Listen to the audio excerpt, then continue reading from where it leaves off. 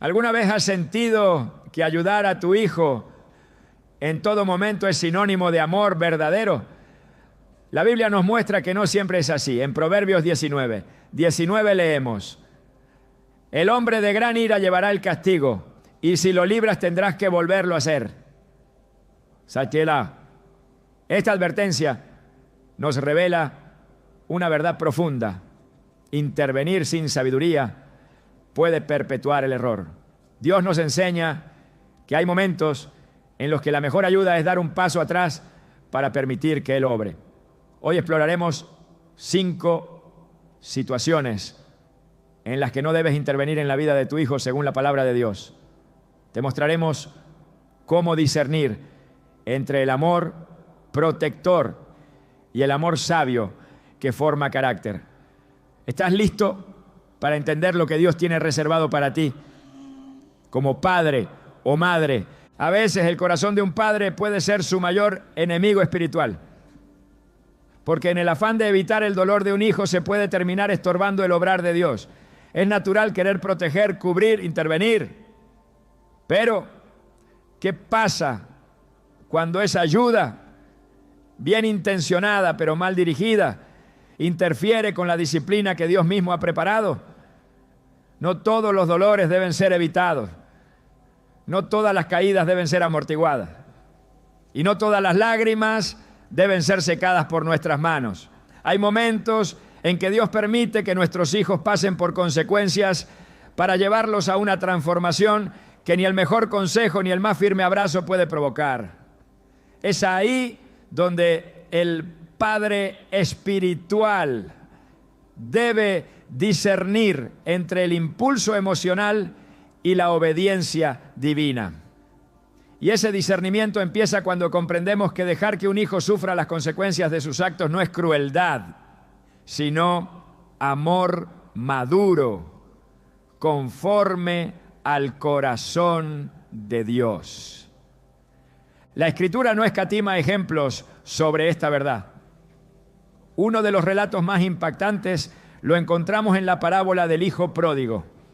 En Lucas 15, 11, 32, Jesús nos muestra a un joven que exige su herencia, despreciando la autoridad de su padre, y se marcha a vivir una vida de derroche y desenfreno. Lo que sorprende no es solo la actitud del hijo, sino la respuesta del padre. No se opone, no ruega, no intenta detenerlo. Le da lo que pide y lo deja ir. Es una decisión que desafía nuestra lógica parental. ¿Cómo puede un buen padre permitir que su hijo cometa semejante error? Pero ahí está la sabiduría divina reflejada. El padre no lo sigue, no manda cartas, no manda ayuda, no rescata. Deja que su hijo toque fondo, porque sabe que solo en ese punto podrá reconocer la profundidad de su necesidad. El texto dice que cuando el joven gastó todo y empezó a pasar hambre, volviendo en sí, dijo: me levantaré e iré a mi padre. Lucas 15, 17 a 18. Esa frase, volviendo en sí, es imposible cuando alguien más sigue rescatándote del suelo antes de que toques el fondo. Dios mismo actúa así con nosotros. Hebreos 12, 6 declara: porque el Señor disciplina al que ama y azota a todo el que recibe por hijo. Este principio no cambia con nuestros hijos. Si Dios permite que enfrenten la cosecha de lo que han sembrado, no es castigo, es redención en proceso. Y cuando nosotros intervenimos para evitar ese proceso, no estamos ayudando, ya estamos estorbando. Muchos padres, movidos por un amor inmaduro o por culpa no resuelta, terminan liberando a sus hijos de situaciones que deberían enfrentar. Pagan deudas que no les corresponden.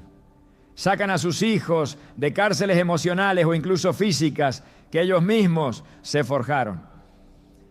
Y lo hacen con las mejores intenciones, no, sin darse cuenta de que están prolongando la esclavitud del alma de su hijo. Es como quitarle el bisturí al cirujano en medio de una operación porque parece que duele mucho. Pero el dolor que redime no debe ser interrumpido. El arrepentimiento profundo rara vez nace en un lugar cómodo. El apóstol Pablo lo entendía con claridad. En 1 Corintios 5 encontramos el caso de un hombre que vivía en pecado sexual grave. Y Pablo instruye a la iglesia a entregarlo a Satanás para destrucción de la carne, a fin de que el espíritu sea salvo en el día del Señor Jesús. Phil 2:5. La instrucción es dura, no era una sugerencia blanda, era una orden clara, que enfrente las consecuencias, que el peso de sus actos lo quebrante, que la disciplina lo lleve a la salvación. Esa misma actitud debe tomar un padre sabio cuando su hijo, ya advertido, persiste en el error. No por frialdad, sino por fe. No por orgullo, sino por obediencia. Hay padres que siguen intercediendo cuando ya deberían estar en silencio. Siguen corriendo detrás del hijo mientras Dios espera que se detengan. Y es que la fe también se manifiesta en saber cuándo parar.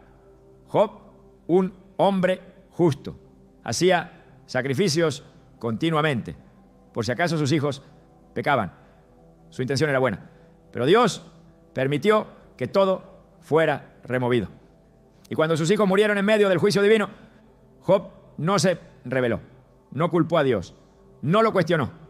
Dijo: Jehová dio y Jehová quitó. Bendito sea el nombre de Jehová. Job 1:21.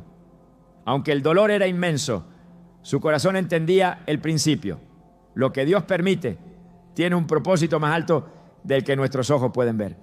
Muchos padres oran para que Dios cambie a sus hijos, pero luego actúan para evitar que ese cambio suceda.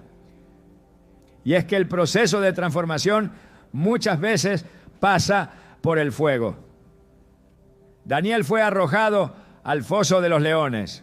Sus amigos fueron lanzados al horno de fuego.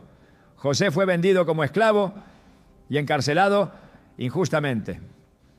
¿Qué padre no hubiera querido evitarles eso? Pero sin esos momentos nunca habrían llegado al lugar que Dios les había destinado. El foso era parte del plan. El horno era parte del propósito. La cárcel era parte del diseño. Y cuando nosotros interferimos para que nuestros hijos no atraviesen esos lugares oscuros, no los estamos protegiendo, los estamos desviando del destino que Dios tiene preparado. Dios permite el quebranto para destruir la autosuficiencia. El joven que despilfarró la herencia no regresó porque recapacitó de repente en medio del placer.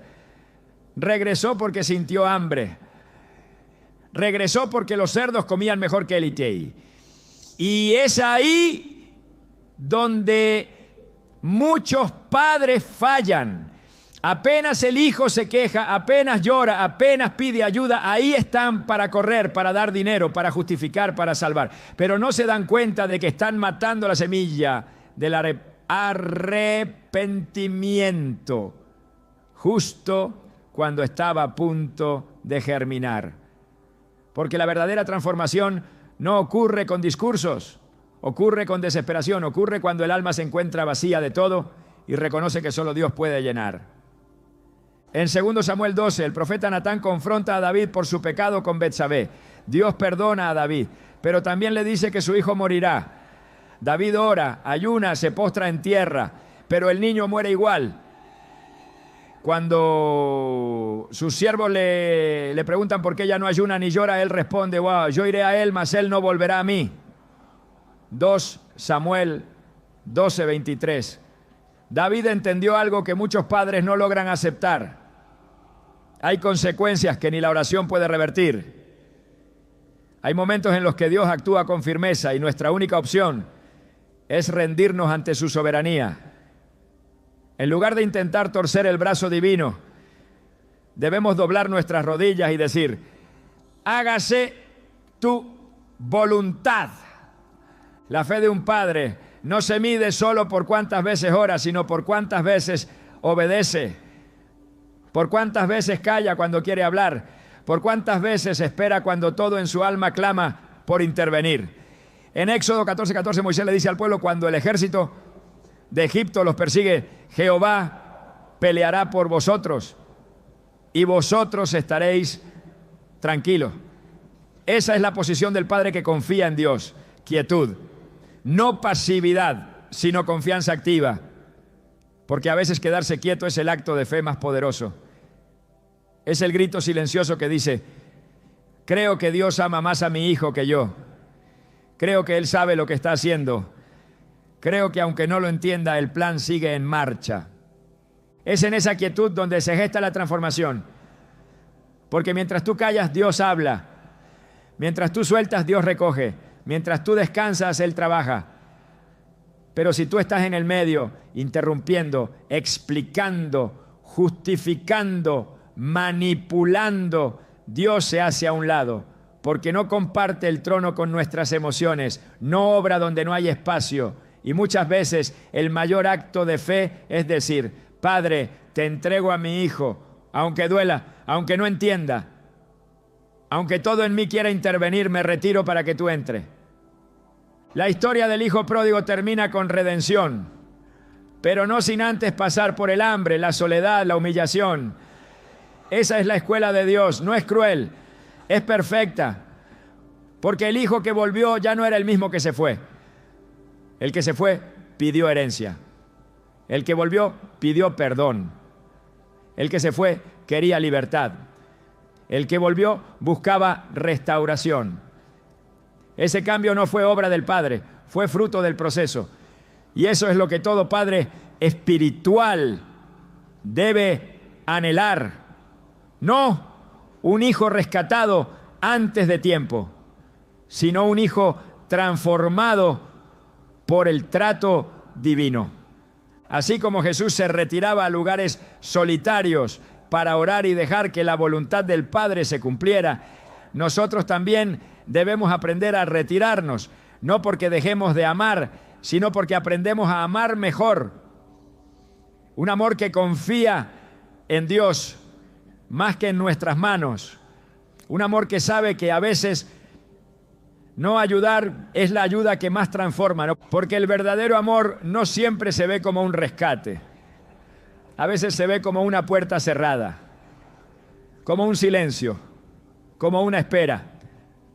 Pero detrás de esa aparente indiferencia hay un corazón que clama en secreto, o sea: Señor, haz lo que yo no puedo. Llévalo a donde yo no puedo ir. Háblale como yo no sé hablar. Y transfórmalo como solo tú sabes hacerlo. Y ese clamor, esa fe, esa entrega es lo que mueve el cielo. Porque cuando el Padre se retira, Dios avanza. Y cuando el Hijo vuelve, ya no vuelve solo. Vuelve transformado, rendido, restaurado. Vuelve con una historia escrita por la mano de Dios.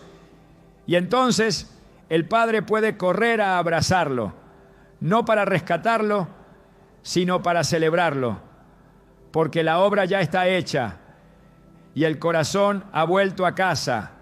Cuando un hijo cierra su corazón a la corrección, no está frente a una simple etapa de rebeldía, sino ante un escenario espiritual mucho más profundo.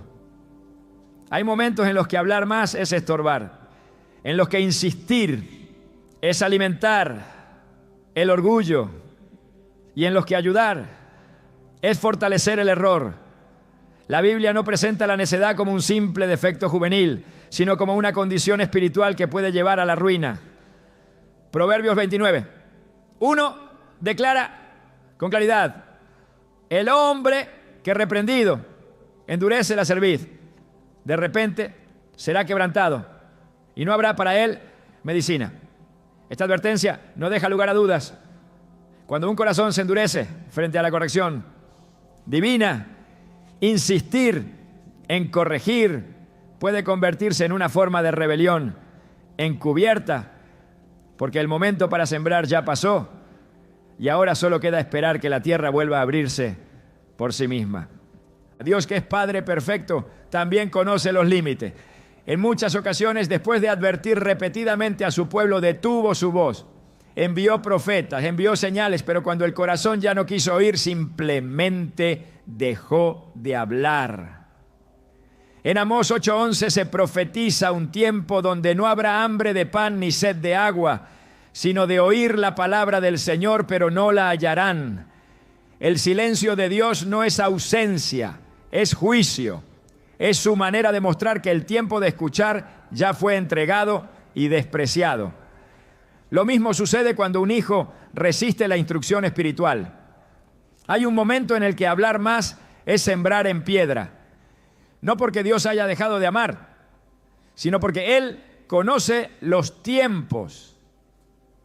Y si Dios detiene su voz, ¿por qué el Padre humano insiste en continuar? La necedad espiritual no se combate con gritos, ni con presión, ni con discursos interminables. Se combate con quietud, con oración ferviente y con el peso de la ausencia de palabras. Porque a veces el único eco que puede despertar el alma dormida es el silencio de aquellos que ya no corrigen. Jesús mismo, en su trato con los fariseos, llegó a un punto donde ya no discutía. Cuando entendió que su corazón estaba cerrado, guardó silencio. En Lucas 23, 9, Herodes lo interroga con muchas palabras, pero Jesús no le responde. No porque no tuviera respuesta, sino porque ya no había terreno fértil. Hay momentos en que callar es obedecer. Y si el mismo Hijo de Dios se negó a hablar cuando el corazón delante de Él no estaba dispuesto, ¿cuánto más debemos nosotros reconocer cuándo es tiempo de dejar de insistir? Insistir más allá del tiempo que Dios ha marcado no es amor, es presunción. Es creer que nuestras palabras tienen más poder que el obrar del Espíritu. Es pensar que si solo dijéramos una frase más, si lográramos encontrar la forma correcta, entonces cambiaría. Pero el corazón no cambia por lógica, ni por emoción. Cambia cuando el Espíritu de Dios lo toca. Y ese toque muchas veces ocurre cuando todo alrededor guarda silencio. Proverbios 26, 4 dice: no respondas al necio según su necedad, para que no seas tú también como él. Este versículo muestra una verdad incómoda, que intentar razonar con quien ha decidido no razonar puede arrastrarte a su misma insensatez. Cuando un hijo ha traspasado el límite del consejo, seguir aconsejando ya no es sabiduría, es necedad compartida. El orgullo cierra la puerta a la corrección y la Biblia es clara respecto al destino del orgulloso. Proverbios 16, 18 afirma: antes del quebrantamiento es la soberbia y antes de la caída la altivez de espíritu. Por eso, cuando un hijo se cierra con altivez a todo consejo, no se está preparando para el éxito, sino para la caída. Y el padre que insiste en corregir en ese momento no lo está salvando. Lo está interponiendo entre el hijo y el proceso que Dios ya ha establecido. En esos casos, el acto más difícil y más sabio es detenerse. Detenerse no por resignación, sino por obediencia. Detenerse no por falta de amor, sino porque el amor maduro sabe que el momento de hablar ha pasado y ahora es tiempo de esperar. Esperar no es abandono. Esperar es una forma de batalla espiritual. Es confiar en que Dios hará lo que tú ya no puedes hacer, en que su palabra sembrada años atrás no volverá vacía, en que su Espíritu, que conoce los caminos del alma, sabrá encontrar la grieta por donde entrar. Isaías 55, 11 lo promete: así será mi palabra que sale de mi boca. No volverá a mí vacía, sino que hará lo que yo quiero y será prosperada en aquello para que la envié. Esa palabra que hablaste cuando Él sí escuchaba, esa enseñanza que diste cuando había apertura, esa semilla aún está viva. No necesitas seguir sembrando en tierra dura. Necesitas esperar a que la lluvia del cielo ablande el suelo. El peligro de seguir corrigiendo a un corazón cerrado es que el consejo ya no se recibe como guía, sino como provocación. La corrección, cuando se entrega fuera de tiempo, puede convertirse en ofensa, en obstáculo, en argumento para endurecerse más. Así lo vivió Moisés con el pueblo en el desierto. En múltiples ocasiones Dios le indicó que no hablara más, que no insistiera, porque el pueblo había endurecido su cerviz. En Deuteronomio 9:13, Dios dice: he visto a este pueblo, y he aquí que es pueblo duro de cerviz. La terquedad del corazón fue lo que provocó que generaciones enteras murieran sin ver la tierra prometida. Porque Dios no fuerza la obediencia, y nosotros tampoco debemos forzarla. El amor no impone verdad a gritos. El amor ora, espera y permite que el Espíritu haga lo que solo Él puede hacer. Un hijo necio no necesita más palabras, necesita vacío. El vacío de la ausencia de instrucción. El silencio que pesa más que un sermón. Porque cuando el Padre guarda silencio, el eco de la verdad empieza a resonar en el alma. Y en ese eco, muchas veces, el Espíritu comienza su obra. Hay un momento en que lo más espiritual que puedes hacer por un hijo es cerrar tu boca y abrir tu corazón en oración.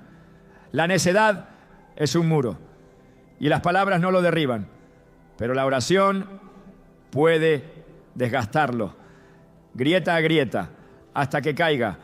Jesús enseñó que no se echan perlas delante de los cerdos, ni se da lo santo a los perros, porque lo pisotearán y se volverán contra ti. Mateo 7:6. Esta enseñanza no se refiere al valor de las personas, sino a la disposición de su corazón. Una perla lanzada a quien no la valora se vuelve en contra del que la entrega. Lo mismo sucede con el consejo cuando el corazón no quiere escuchar lo que en otro momento hubiera sido sabiduría. En el contexto de la necedad se transforma en motivo de burla, de rechazo, de más resistencia.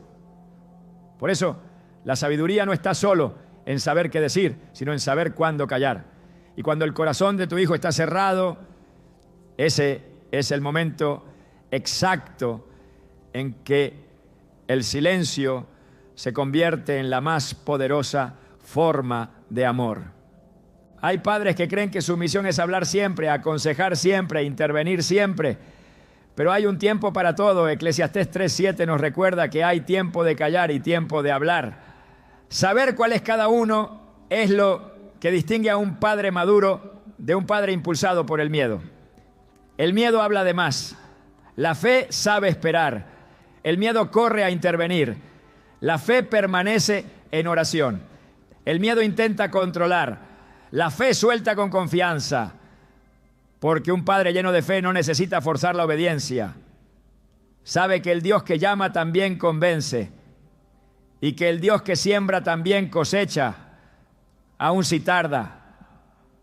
Cuando el hijo necio comienza a vivir las consecuencias de su actitud, ahí es cuando la palabra sembrada empieza a germinar. El quebranto abre la puerta que la corrección no pudo abrir. Y es entonces cuando tus palabras volverán a tener peso, no por su fuerza, sino por el hambre del que ahora quiere escucharlas. Como dice Proverbios 25:11, manzana de oro con figuras de plata es la palabra dicha como conviene. Una palabra dicha en el tiempo de Dios tiene poder, pero la misma palabra dicha fuera de tiempo puede ser rechazada, ignorada o hasta usada en tu contra. No estás llamado a convencer, estás llamado a sembrar en su momento y luego a confiar. La obra de redención no depende de tu insistencia, sino del Espíritu que convence de pecado, de justicia y de juicio. Y si Él, que todo lo puede, decide esperar, tú también debes aprender a esperar. Porque el silencio obediente es una señal de confianza. Y esa confianza, aunque parezca pasiva, es una forma de batalla en el mundo espiritual. Es una declaración de que crees que Dios aún tiene la última palabra, aunque ahora no haya ninguna. En los evangelios Jesús compara la necedad con una casa construida sobre la arena. Cuando vienen los vientos, cae. Pero no dice que impidamos la caída, no dice que pongamos vigas extras para que no se derrumbe. Deja que la tormenta revele el verdadero fundamento. Y cuando esa casa caiga, entonces podrá construirse otra, esta vez sobre roca. Pero si tú sigues sosteniendo esa casa artificialmente, no habrá forma de que se construya algo nuevo. A veces, lo más espiritual que puedes hacer es dejar que caiga, porque solo en las ruinas se vuelve a empezar con cimientos verdaderos. Si el corazón no se quiere dejar enseñar, la vida se encargará de hacerlo. No es tu labor interferir en esa escuela. Es tu labor estar listo cuando el corazón finalmente se abra. Y cuando eso suceda, tus palabras tendrán el peso de la verdad. No por haber sido muchas, sino por haber sido esperada. Porque una palabra hablada en el momento justo, guiada por el Espíritu, puede hacer más que 1000 discursos pronunciados en medio de la necedad. Por eso, el verdadero amor espiritual no habla sin cesar, habla con discernimiento. Y el discernimiento te dirá cuándo es tiempo de callar. Esa es la voz que debes obedecer. Porque Dios sigue obrando, aunque tú no veas. Dios sigue hablando, aunque tú no oigas. Y Dios sigue tocando el corazón de tu hijo, aunque ahora parezca cerrado. Confía en ese obrar y cuando todo en ti quiera hablar, recuerda que a veces el acto más valiente es guardar silencio. Porque ese silencio, lleno de fe, puede ser el principio de la restauración que tanto has esperado. Hay momentos en los que ayudar se convierte en un obstáculo silencioso que frena el crecimiento espiritual de un hijo. No por malicia, sino por desconocimiento del diseño de Dios. Porque lo que para el corazón de un padre o madre representa un acto de amor, en el plano espiritual puede ser una barrera que impide la maduración. La Biblia es clara al mostrar que la formación del carácter, la independencia emocional y la madurez espiritual no se alcanzan mediante la protección excesiva, sino a través del proceso que produce resistencia, esfuerzo y responsabilidad. El amor que todo lo resuelve no edifica. Lo que fortalece al alma no es la ausencia de dificultad, sino la experiencia de superarla con la guía de Dios. Si un hijo aprende que siempre puede contar con la intervención de sus padres para evitarle el costo de sus decisiones, nunca desarrollará la musculatura espiritual que lo prepare para obedecer a Dios por convicción y no por conveniencia. Desde el principio, Dios estableció un modelo de formación en el que cada ser humano debe asumir su responsabilidad. En Génesis, cuando Adán y Eva pecaron, Dios no intervino para evitar las consecuencias. No impidió que sintieran vergüenza, ni detuvo su expulsión del huerto. Los confrontó, les habló, pero lo dejó vivir el resultado de su desobediencia. Porque el proceso de crecimiento requiere enfrentarse con lo que uno ha causado. Así, también con nuestros hijos. Si intervenimos cada vez que tropiezan, anulamos la oportunidad de que aprendan a depender del Señor. Les enseñamos sin querer que sus actos no tienen consecuencias reales, que siempre hay alguien que resolverá lo que ellos han roto. Ese mensaje forma adultos frágiles, emocionalmente inestables y espiritualmente vacíos. Proverbios 22:6 nos instruye. Instruye al niño en su camino y aun cuando fuere viejo no se apartará de él. Esta instrucción no implica resolverle la vida, sino mostrarle el camino, enseñarle principios, dejarle espacio para caminar por sí mismo. La formación espiritual no ocurre cuando se evita el dolor, sino cuando se enseña a caminar en medio de él. No hay madurez sin responsabilidad, ni carácter sin desafío.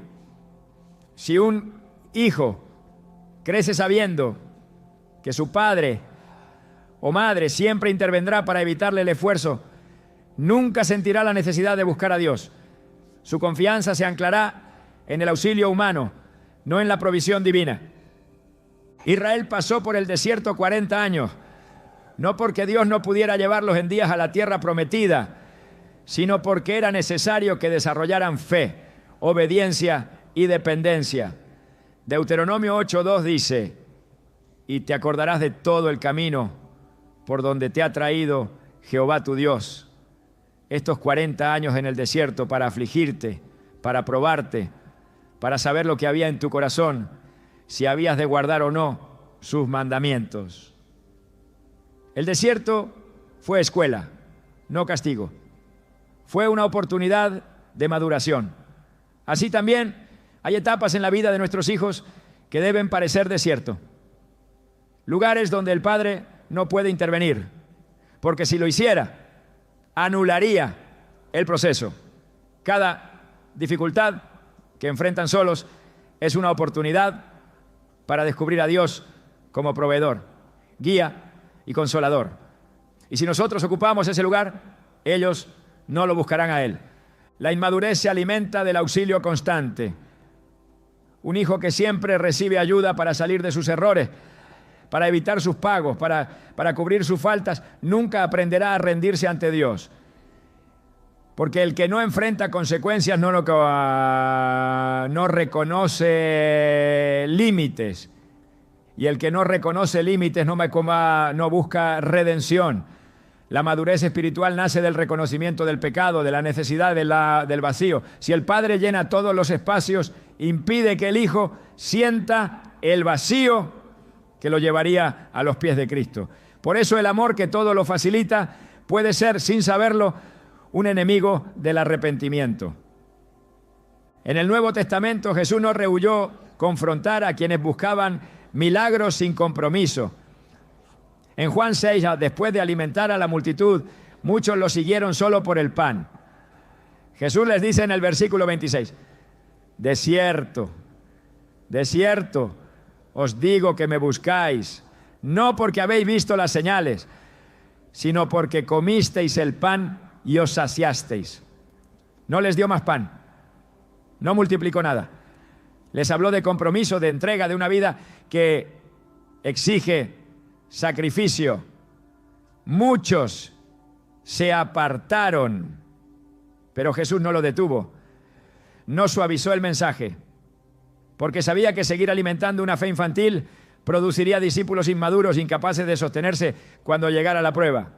Del mismo modo, si los padres dan y dan sin enseñar responsabilidad, sus hijos crecerán esperando milagros sin cruz, bendiciones sin obediencia, y eso los alejará de la verdad del Evangelio. La ayuda mal aplicada destruye el proceso de Dios. En lugar de formar adultos preparados para la vida, produce dependientes que no saben enfrentar el fracaso. Cada vez que se impide que un hijo enfrente una consecuencia, se forma una debilidad. Y cada debilidad que se alimenta con protección se convierte en una fortaleza espiritual mal edificada. Una vida sostenida por otros no puede ser testimonio del poder de Dios, porque solo quien ha caminado solo con el Señor puede hablar de su fidelidad. Jesús dijo en Mateo 7, 24 a 25, que el hombre sabio es el que construye sobre la roca, y cuando vienen lluvias, vientos y ríos, su casa no cae. La estructura espiritual que resiste no se edifica con protección constante, sino con instrucción y espacio. El padre sabio no construye la casa por su hijo, le enseña dónde poner los cimientos y luego lo deja construir, aunque se equivoque, aunque demore, porque sabe que el que no edifica con sus propias manos no valora la firmeza de su casa. No es falta de amor permitir que un hijo afronte las consecuencias de su inmadurez. Es un acto de confianza en el poder del Espíritu. Porque donde el dolor comienza, muchas veces comienza también la búsqueda. El joven rico se acercó a Jesús con buenas intenciones, pero cuando se le pidió soltar sus riquezas, se fue triste. Jesús no corrió tras él, no lo persuadió, no lo sostuvo emocionalmente, lo dejó ir, porque el proceso que ese joven necesitaba requería tocar su idolatría, más profunda. Así también hay procesos en la vida de nuestros hijos que no podemos apresurar ni evitar. No todos están listos para obedecer. Algunos necesitan fracasar. Y eso no debe asustar a un padre lleno de fe. El Salmo 119, 67 dice: antes que fuera yo humillado, descarriado andaba, mas ahora guardo tu palabra. El camino de la obediencia muchas veces se abre después de una caída. Si evitamos esa caída, evitamos también el despertar. Si resolvemos todo por ello, se acostumbran a vivir en la comodidad de la irresponsabilidad. Pero cuando sienten el peso de su camino, entonces buscan luz. Cuando enfrentan su necesidad, entonces claman. La madurez espiritual llega cuando el alma reconoce que sin Dios no hay sustento, y eso no ocurre en un ambiente donde todo está siempre resuelto. La obediencia no puede imponerse, debe brotar del entendimiento. Y el entendimiento llega cuando se han agotado las propias fuerzas. Por eso Dios a menudo permite que sus hijos lleguen al final de sus recursos para enseñarles a depender. Así también con los nuestros. Si siempre proveemos, si siempre resolvemos, si siempre intervenimos, nuestros hijos no llegarán al final de sus recursos. Y si no llegan ahí, no descubrirán la fuente inagotable que es Cristo. Dios no actúa como un padre que protege del esfuerzo. Actúa como un padre que permite que sus hijos atraviesen valles para que conozcan su vara y su cayado. En el Salmo 23, el valle de sombra no se evita, se atraviesa.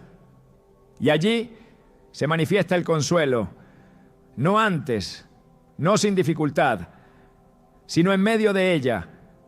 Los padres deben permitir que sus hijos pasen por esos valles, que caminen solos en ciertas etapas, porque es en ese trayecto donde el alma aprende a mirar hacia lo alto.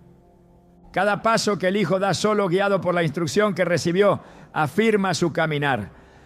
Cada decisión tomada sin intervención confirma que ha comprendido. La madurez no se alcanza cuando todo sale bien. Se alcanza cuando, al caer, el hijo sabe levantarse. Cuando, al equivocarse, busca consejo.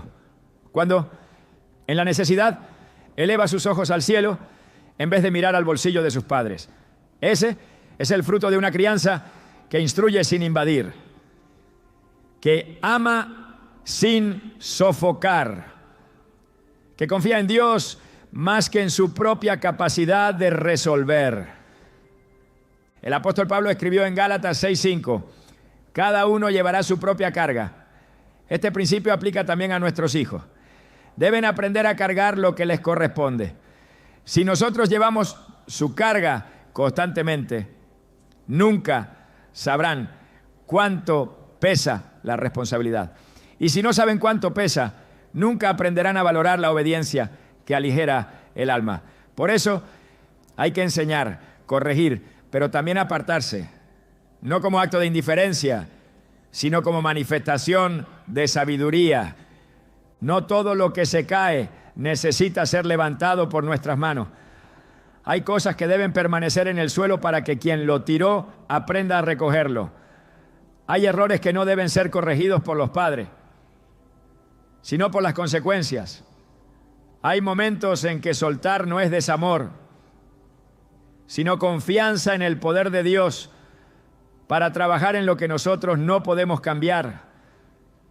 Así como Dios nos permite enfrentar nuestras propias decisiones para formarnos, debemos permitir que nuestros hijos también enfrenten las suyas. No es crueldad, es redención en proceso. Y el que ama permite ese proceso, aunque duela. Porque sabe que al final ese hijo conocerá a Dios no por lo que sus padres hicieron, sino por lo que él mismo vivió. Esa es la meta de todo padre espiritual. Formar un hijo que camine con Dios por decisión propia, no por dependencia heredada. Un hijo que sepa caer y levantarse, tropezar y volver al camino porque aprendió a escuchar la voz de su pastor, no solo la de su padre. Cuando comprendes esto, ayudas de verdad, no con soluciones, no, sino con formación, no con intervención, sino con fe, no con presencia constante, sino con oración constante, porque al final lo que sostiene no es la ayuda que se dio, sino la fe que se sembró. Y esa fe, cuando se madura, produce frutos que ningún error puede destruir, porque fueron formados en la tierra firme de la responsabilidad y la confianza en Dios. Cuando el quebranto llega a la vida de un hijo, el corazón de los padres tiembla. Todo en su interior clama por intervenir, por aliviar el dolor, por detener lo que parece una injusticia. Pero el quebranto en manos de Dios no es un castigo, sino un proceso divino que tiene como meta la transformación profunda del alma. Lo que desde fuera parece una pérdida, por dentro puede ser una obra maestra en construcción. Hay dolores que no se deben evitar porque son la herramienta que Dios usa para forjar lo que de otra manera nunca se desarrollaría. En ese tipo de momentos la ayuda no es una bendición, sino una interferencia. Y el que ayuda sin discernir estorba el trato de Dios.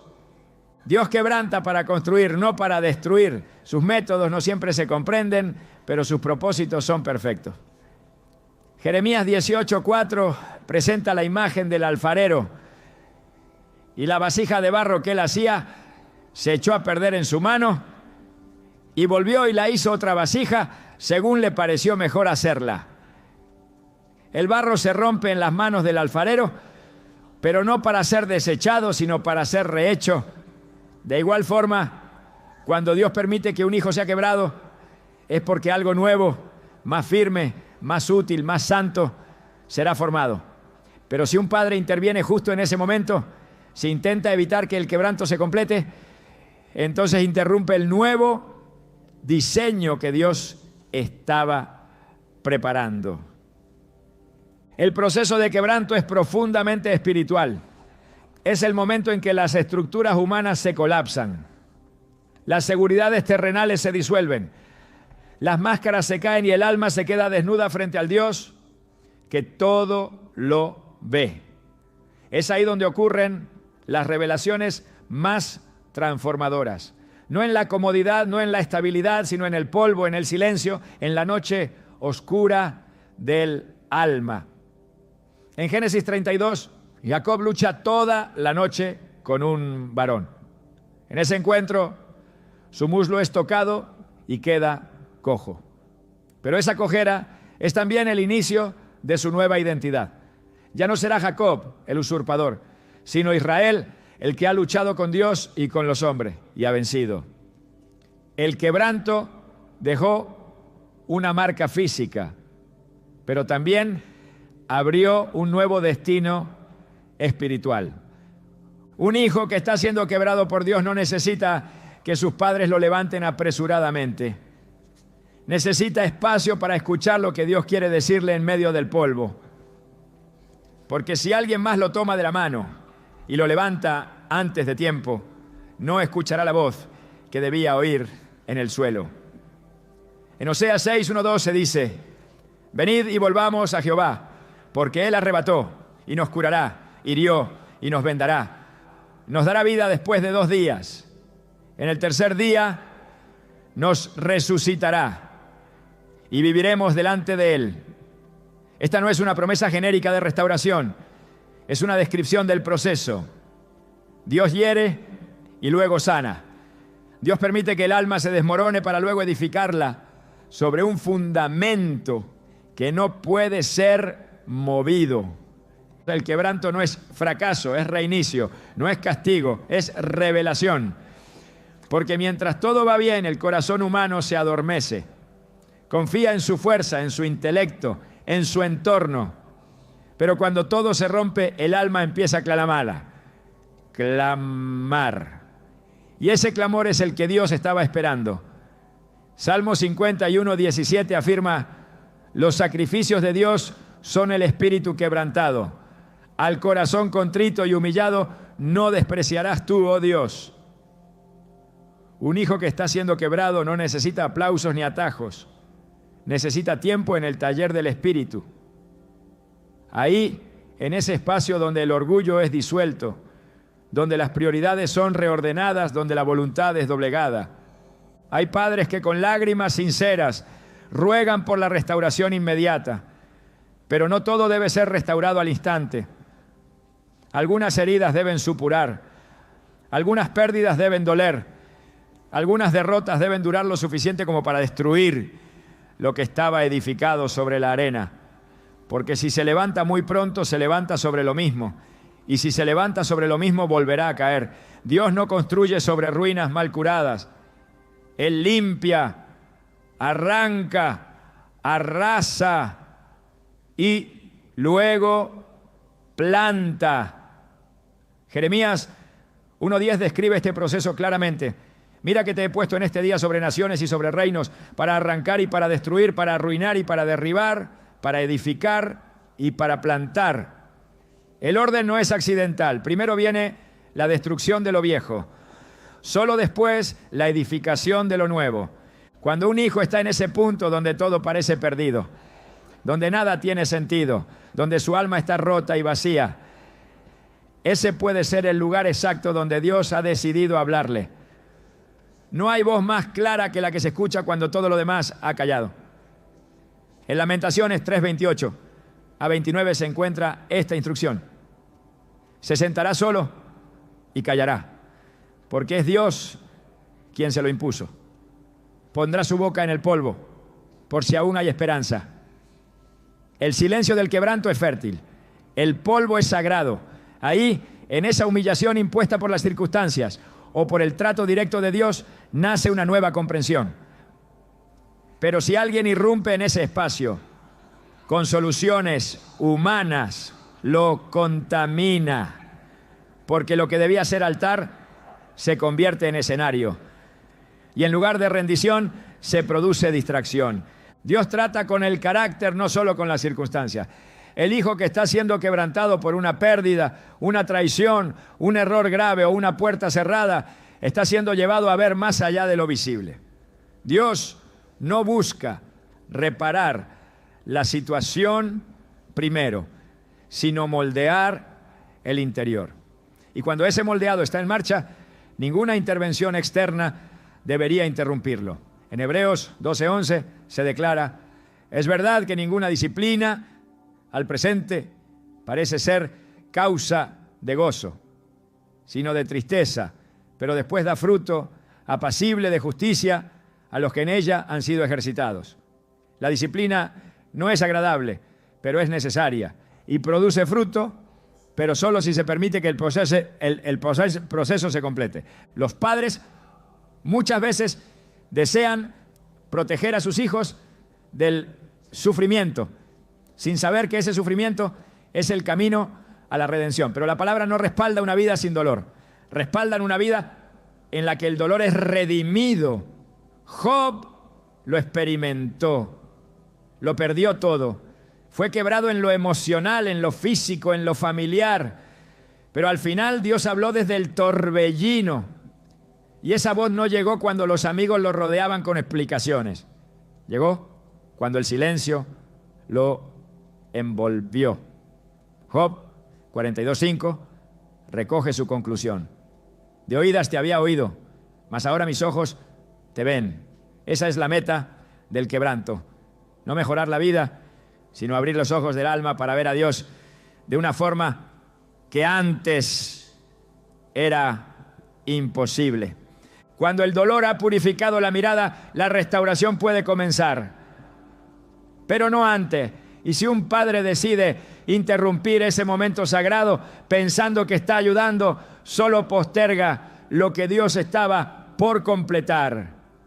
Porque el que intercede en el momento del quebranto sin discernimiento no está rescatando, está robando al alma la oportunidad de ver a Dios en su desnudez. Y hay revelaciones que solo se reciben desde esa posición de tierra. En Juan 11 Jesús no fue inmediatamente a ver a Lázaro cuando supo que estaba enfermo. Esperó. Y cuando llegó, Lázaro ya llevaba 4 días muerto. Marta y María, aunque lo amaban, no entendieron la demora.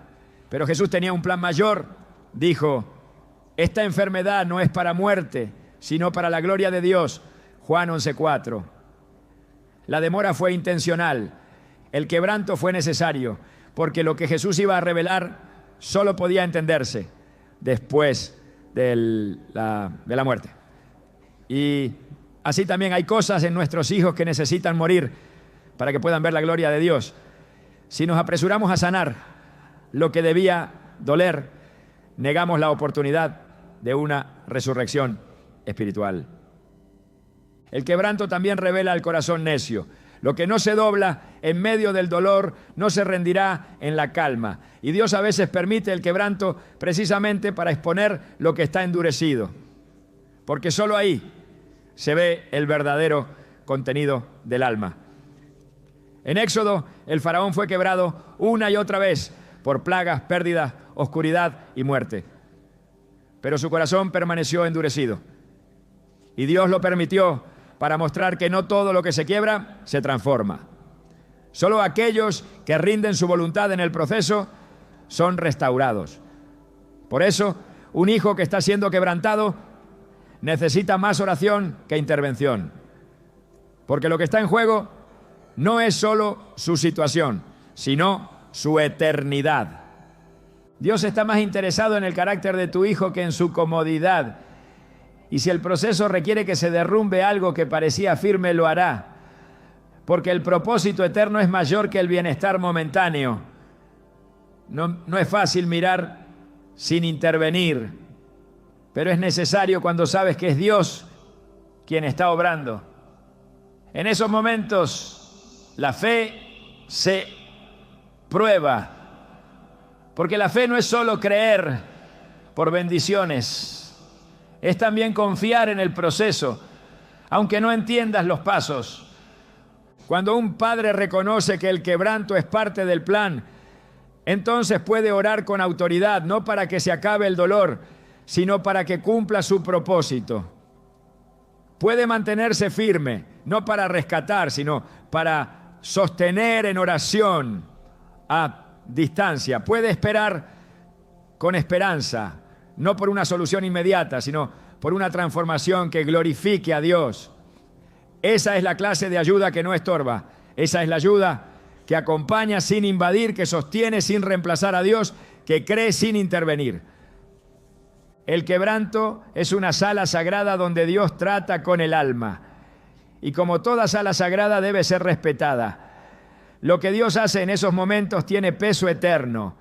Y si el Padre guarda su lugar, verá la gloria de Dios manifestarse en su Hijo. No porque lo rescató, sino porque supo no hacerlo. Porque entendió que hay dolores que salvan y que a veces no ayudar es obedecer. Esa obediencia silenciosa puede ser la llave que abre el corazón del Hijo para recibir el nuevo nombre que Dios ya tenía preparado desde antes que el quebranto comenzara. Cuando un hijo ha elegido alejarse de Dios, no es el momento de imponer, de presionar ni de forzar su regreso. Es el momento de confiar en que la semilla sembrada un día en su corazón, aunque hoy parezca muerta, aún está viva bajo la superficie. La Escritura no oculta la realidad de aquellos que, conociendo la verdad, deciden apartarse, pero también revela el profundo respeto de Dios por la libertad humana. En la parábola del hijo pródigo, el padre no impidió que su hijo se marchara. No trató de convencerlo con argumentos, ni lo siguió para vigilarlo de lejos. Lo dejó ir. Y esa libertad concedida, aunque dolorosa, fue el inicio del camino de regreso.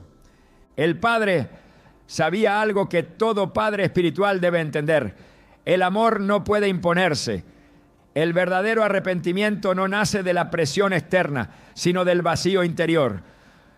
Por eso no se interpuso entre su hijo y las consecuencias. No envió mensajeros con advertencias ni dinero para aliviar su hambre. Dejó que la vida hiciera su trabajo, sabiendo que solo la realidad podía quebrar la ilusión. Lucas 15:17 lo describe con precisión. Y volviendo en sí, dijo: ¿cuántos jornaleros en casa de mi padre tienen abundancia de pan, y yo aquí perezco de hambre? Ese volver en sí no ocurre cuando el padre rescata antes de tiempo. Ocurre cuando el hijo se ve a sí mismo tal como es, lejos de todo disfraz, enfrentado a su necesidad más profunda. Insistir en hablarle de Dios cuando ha cerrado su corazón es tan inútil como sembrar sobre piedra. En Apocalipsis 3:20 Jesús dice: he aquí, yo estoy a la puerta y llamo. Si alguno oye mi voz y abre la puerta, entraré a él. No dice que forzará la entrada, no irrumpe, llama, espera. Y así también deben actuar los padres cuando sus hijos han elegido el camino del alejamiento. Seguir orando, seguir esperando, sin cruzar el umbral de la voluntad del otro. Porque hay una diferencia entre predicar y perseguir, entre amar y manipular, entre guiar y controlar. Y cuando el corazón está endurecido, solo el Espíritu puede ablandarlo. El profeta Oseas describe cómo Dios trata a Israel cuando éste lo abandona, con dolor, pero también con una paciencia inquebrantable. Oseas 2:14 dice: pero he aquí que yo la atraeré y la llevaré al desierto, y hablaré a su corazón. El desierto no es un castigo, es un espacio de encuentro. Y muchos hijos deben atravesar ese desierto sin la interferencia de quienes con buenas intenciones quieren acortar un proceso que solo puede cumplir su función si se vive por completo. El desierto enseña lo que el discurso no puede. El silencio de Dios grita donde las palabras humanas no alcanzan.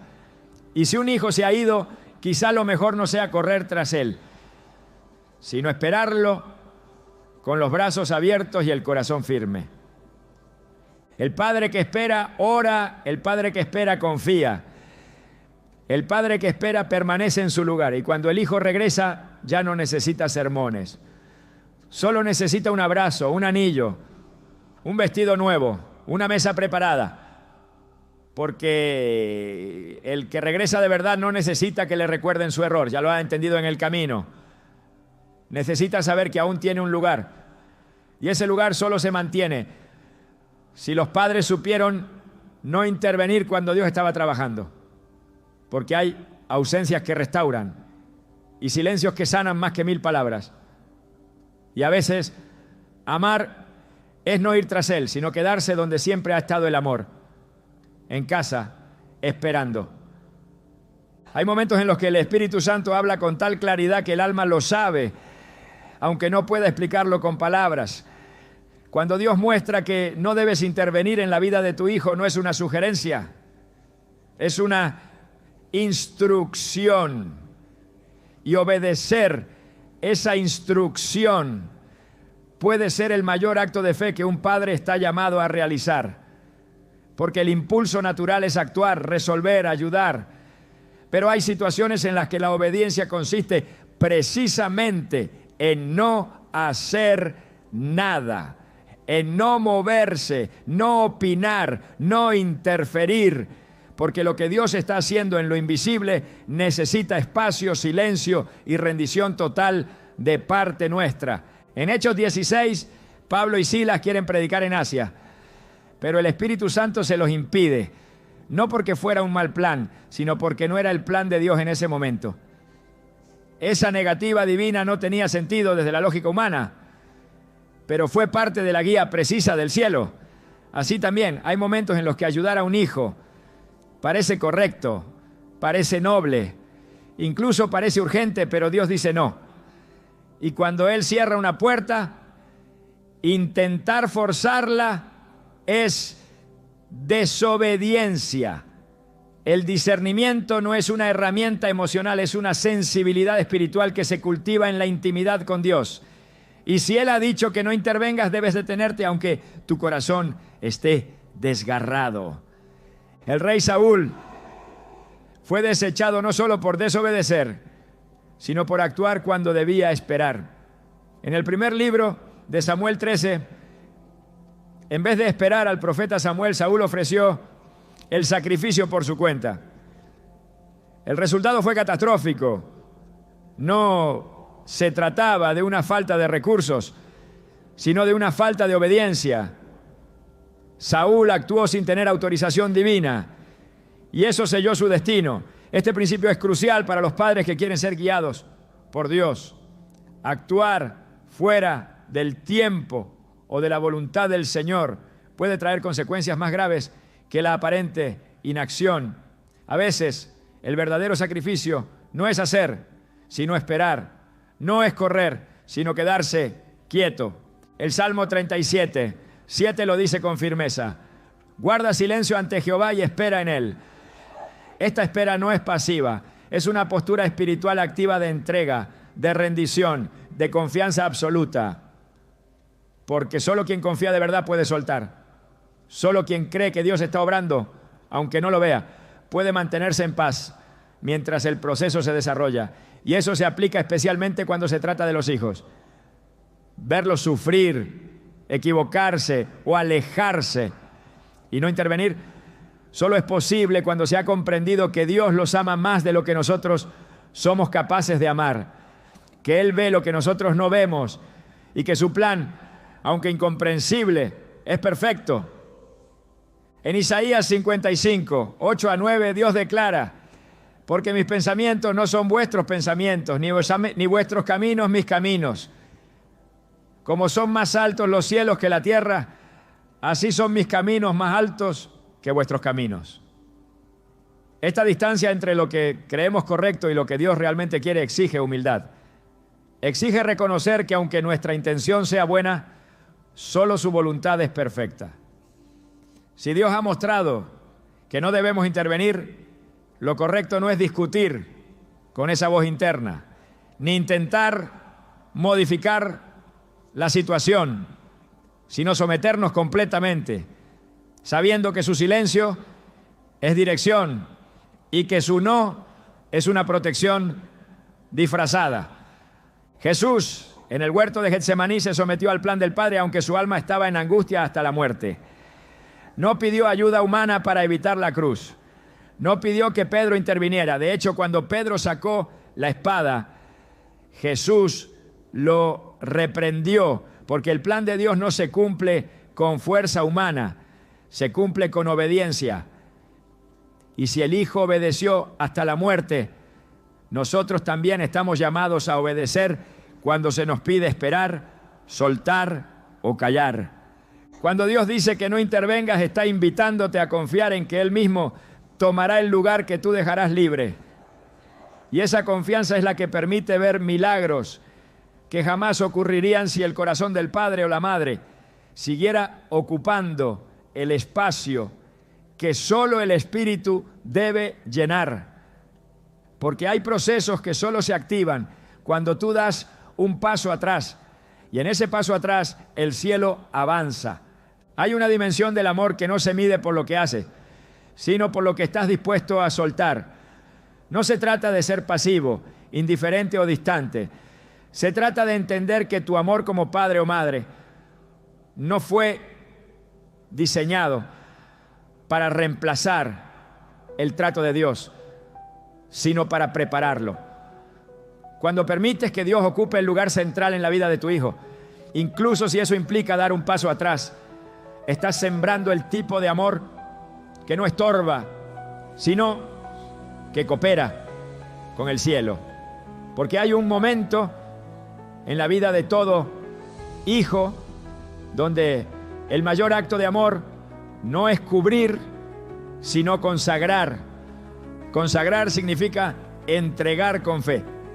No solo orar por él, sino dejarlo verdaderamente en las manos de Dios. Significa dejar de vigilar cada paso para empezar a levantar un altar. Dejar de intentar controlar sus decisiones para comenzar a declarar sobre su vida el propósito eterno que fue escrito desde antes de que naciera. Ese tipo de entrega no siempre se ve, pero el cielo la registra. Es una entrega que dice: Señor, yo hice mi parte. Ahora haz tú lo que solo tú puedes hacer. Y ese clamor, pronunciado en lo secreto, tiene más poder que cualquier intervención visible. Porque al final, tu misión no es formar un hijo dependiente de ti, sino un hijo que dependa de Dios. No es construirle una vida sin tropiezos, sino ayudarle a desarrollar un espíritu que sepa levantarse en cada caída. No es evitarle el desierto, sino asegurarte de que cuando esté allí, sepa a quién clamar. Y si logras eso, si su corazón aprende a buscar al Padre en lugar de correr siempre a tus brazos, entonces habrás cumplido con el encargo más sagrado de todos.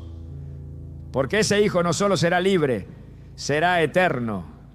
Y eso, a los ojos de Dios, es victoria.